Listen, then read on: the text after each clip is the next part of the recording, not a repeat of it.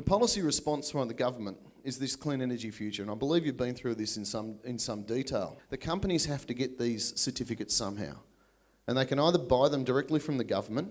They get a whole heap. Some of the companies get a whole heap given to them by the government. All right, so trade exposed or emissions intensive industries actually get up to 95% of them for free. So they only have to account for 5% of their emissions.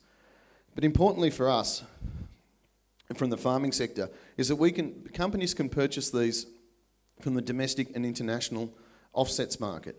And this is what the Carbon Farming Initiative does. It creates the offsets.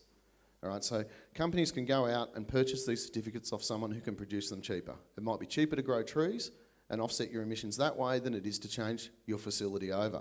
So this is where the market is actually created. Now the next question is how big is that market? And we'll get to that. Now, as you know, and you would have been told, agriculture is excluded from the carbon price. And while it's excluded, it doesn't mean you're not going to pay a price as a farmer. All right, if you think about those carbon-intensive goods and services you use on your property, your steel, your chemicals, your aluminium, your polypipe, fertiliser, energy, they're all carbon-intensive. And it's not that easy to substitute a lot of those products to something else that has a lower carbon intensity. So you're going to pay a price on carbon through an increased cost. You're not directly responsible for the emissions that come from the cows or from the fertiliser, but you are going to pay the cost. All right, you're not going to pay a cost on the diesel directly because you still have your off-road rebates. But from 2014, the truck that delivers the diesel to your property is going to be covered. But you'll also pay an increased cost on the price through the cost of processing, because the facilities that take the raw products that come off the property are going to have to face increased costs.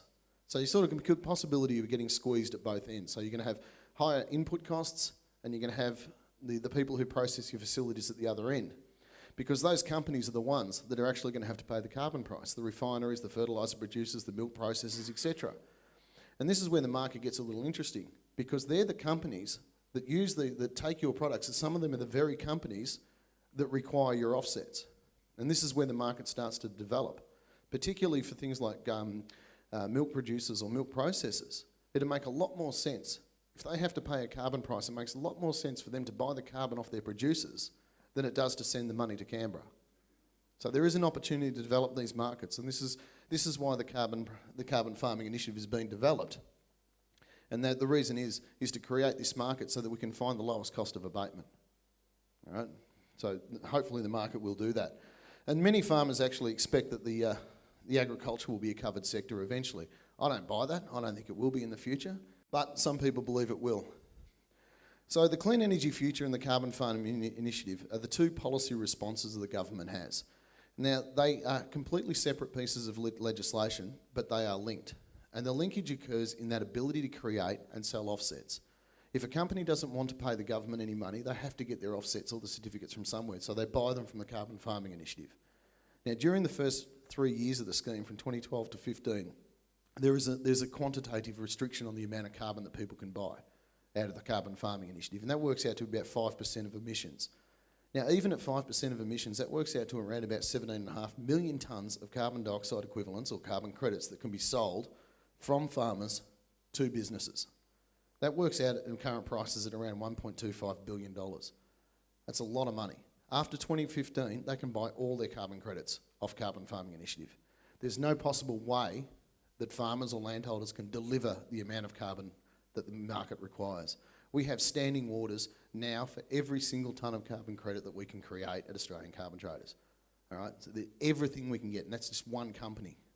If you look at the emissions liabilities of some of these companies, some of the big energy producers are looking between 10 and 20 million tonnes a year that they need to find certificates for. So they either buy them from the government or they buy them from the Carbon Farming Initiative.